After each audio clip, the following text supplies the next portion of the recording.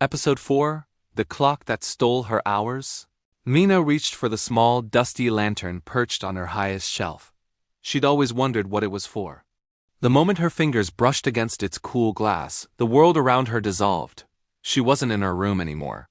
Instead, she stood in a vast, dark space filled with countless spinning clocks. They hung in the air, each one ticking, but not together. Some ticked slowly, others raced at an impossible speed. The air hummed with a chaotic symphony of ticks and tocks. As Mina stared, her heart pounding, the clocks began to spin faster and faster. Time itself seemed to warp around her. She saw flashes of her own life whizzing by. A half-finished painting, a book left on page 50, a promise to call a friend, all blurring into a meaningless stream of lost moments. Her day, her week, her entire year compressed into a dizzying, fleeting montage. It was like watching her own life drain away through a sieve. Then, a deep, booming voice echoed through the chamber, seeming to come from every direction at once. "You keep wasting your time," it rumbled, the sound vibrating in her bones. "So now it's mine."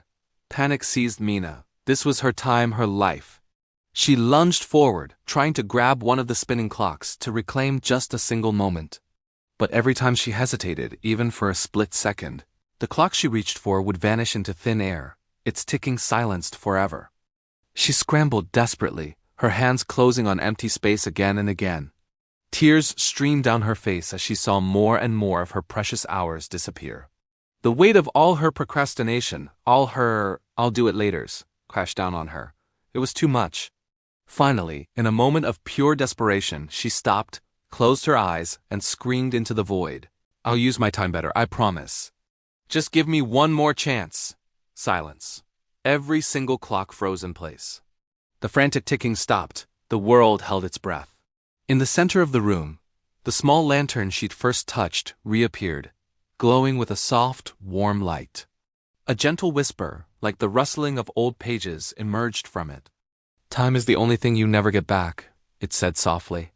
"So choose wisely where you spend it."